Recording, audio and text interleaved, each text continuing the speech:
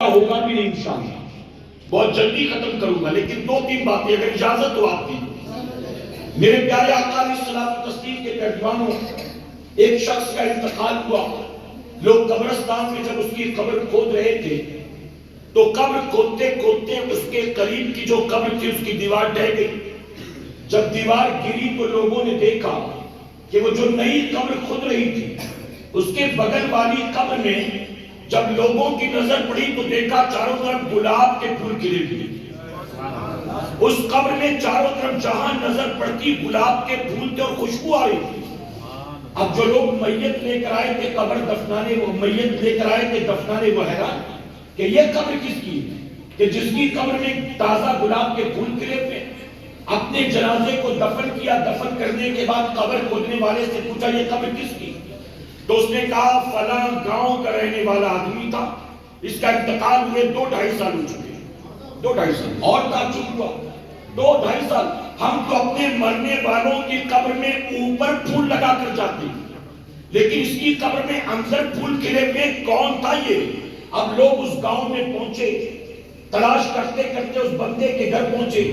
گھر جانے کے بعد اس شخص کی بیوی جو بہت ہی بوڑھی تھی اس سے پوچھا کہ تیرے شوہر کی وہ کون سی نیکی تھی کہ مرنے کے بعد اللہ نے اس کی قبر کو پھولوں سے سجا دیا، وہ کون سی نیکی تھی؟ اب وہ بوڑھی عورت بیٹھی غور کرنے کے لیے، کہتی مجھے تو سمجھ میں نہیں آتا کہ کون سی نیکی، میرا شوہر تو پڑھا لکھا بھی نہیں تھا، میرا شوہر تو غریب کسان تھا، کون سی نیکی کی بات کر رہے؟ کہا نماز پڑھتا تھا کہ نہیں؟ کہا نماز پڑھتا تھا، رمضان شریف کے روزے رکھتا تھا کہ نہیں؟ وہ روزہ بھی رکھتا تھا، زکات دیتا تھا کہ نہیں؟ ہم تو زکات لینے والوں میں سے تھے، دینے کی حیثیت ہی نہیں تھی، ہم کہاں سے دیتے؟ صدقہ خیرات لوگ ہمیں دے جاتے تھے، ہم کہاں سے دیتے؟ ہم اتنے غریب تھے۔ اچھا کہا قرآن کی تلاوت کرتا تھا؟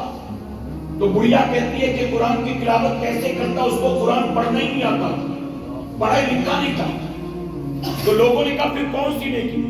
تو کہتی ہاں مجھے ایک بات یاد آئی، میرے شوہر کو قرآن پڑھنا تو نہیں آتا تھا، لیکن میرا شوہر جب نماز فجر سے فارغ ہوتا تو دیکھتا مسجد میں لوگ قرآن لے کر بیٹھتے تھے، تو جب لوگوں کو قرآن پڑھتا دیکھتا تو اسے بڑی تکلیف ہوتی اور وہ گھر آتا تھا اور گھر آنے کے بعد وہ تاک پر رکھے قرآن شریف کو اٹھاتا، سینے سے لگاتا، چومتا، سر پر رکھتا اور اس کے بعد قرآن کھول کر بیٹھ جاتا اور کہتا مولا کاش میں نے بھی پڑھا ہوتا تو آج قرآن پڑھتا۔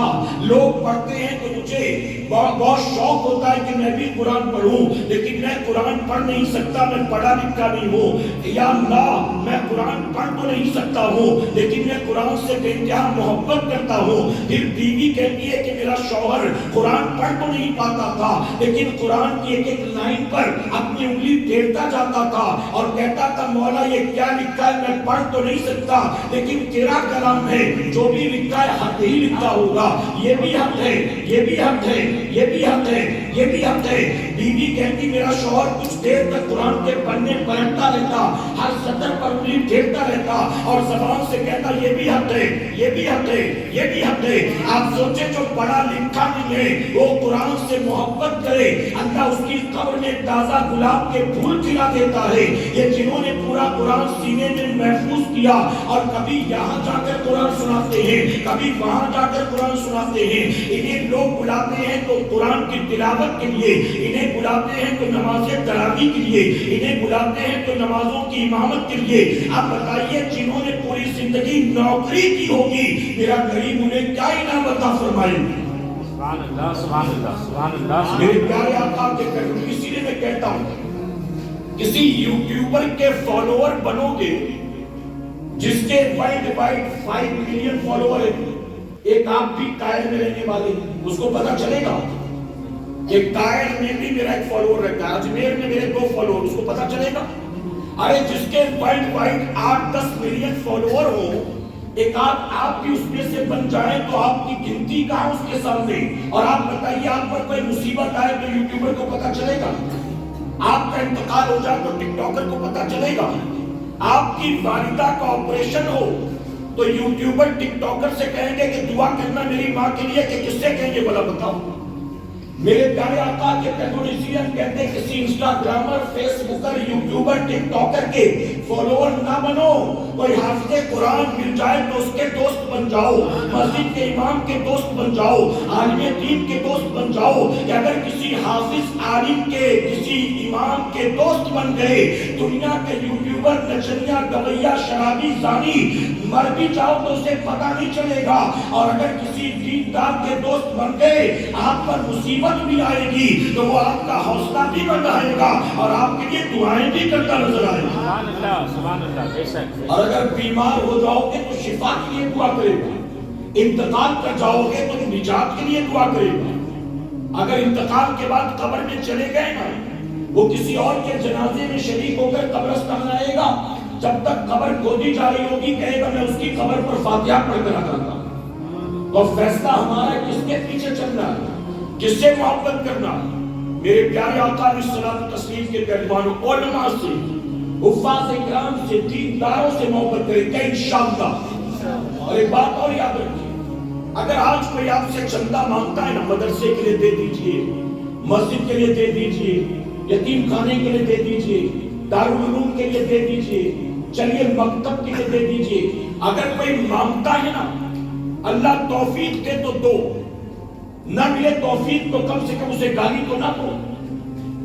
نہ ملے توفیق، یاد رکھنا اللہ کی راہ میں کوئی ایک بھی دینے والا اپنی مرضی سے نہیں دیتا. دیتے وہی ہیں جنہیں میرا مولا توفیق عطا فرماتا. بے شک، بے شک، حق ہے. قائل میں رہنے والے ہر کسی کا پیسہ مدرسے فیضان غریب نواز میں نہیں لگا ہوگا، ان تک میسج پہنچا ہوگا، ان سے بھی کہا گیا ہوگا کہ مدرسہ زیر تعمیر ہے، تم بھی کچھ تعاون کر دو. لیکن سب کریں گے ضروری نہیں ہے، کریں گے وہی جنہیں میرا مولا توفیق عطا فرمائے گا. لیکن یہ بھی یاد رکھو، آپ کے دینے نہ دینے سے کام رکنے والا نہیں ہے. اگر کہیں مسجد زیر تعمیر ہو، آپ کہیں میں 1 روپیہ نہیں دوں گا، کیا ہوگا؟ مسجد نہیں بنے گی جی. اگر کہیں مدرسہ بن رہا ہو، آپ کہیں میں تو 1 4 بھی نہیں دوں گا، نہیں بنے گا مدرسہ. میرے پیارے آقا کے پیروانوں، اللہ رسول کے دین کا کام تیرے میرے کرنے سے نہیں چلتا، میرے مولا کی مرضی سے چلتا ہے. سبحان اللہ، سبحان اللہ. ہم دے نہ دے کام ہو کر رہے گا، ہم دے نہ دے کام ہو کر رہے گا. اگر ہم دے رہے ہیں تو اللہ کا شکر ادا کریں. میرے قریب میں تو اس لائق نہیں تھا کہ تیرے نام پر کچھ دیتا. یہ تیرا کرم ہے کہ تو نے مجھے توفیق دی کہ میں تیرے نام پر دے رہا ہوں. اور میرے پیارے آقا کے پیروانوں، یہ بھی یاد رکھیں، اللہ دینے والوں کے مال کو نہیں دیکھتا، اللہ دینے والوں کے دل کے حال کو دیکھتا. مجبوراً دیا ہے کہ محبت میں دیا ہے. کہ اب سید محمد صاحب مانگ رہے ہیں، منع کروں گا تو سید ذاتے ہیں ناراض ہو جائیں گے، چلو دے دے ان کو. حالانکہ حافظ معین صاحب آتے تو میں 1 روپیہ نہیں دیتا، لیکن یہ آئے ہیں تو چلو دے دیں. ابھی آپ نے دیا تو اسے، لیکن محبت سے دیا جی، مجبوراً دیا نا. تو اس لیے میں نے کہا میرے بھائی، اللہ تیرے میرے مال کو نہیں دیکھتا، وہ تو دینے والے کے دل کے حال کو دیکھتا. اور رب کے خزانے میں کوئی کمی نہیں، جو جتنا اخلاص کے ساتھ دیتا ہے اس کا انعام بھی اتنا بڑھ جاتا.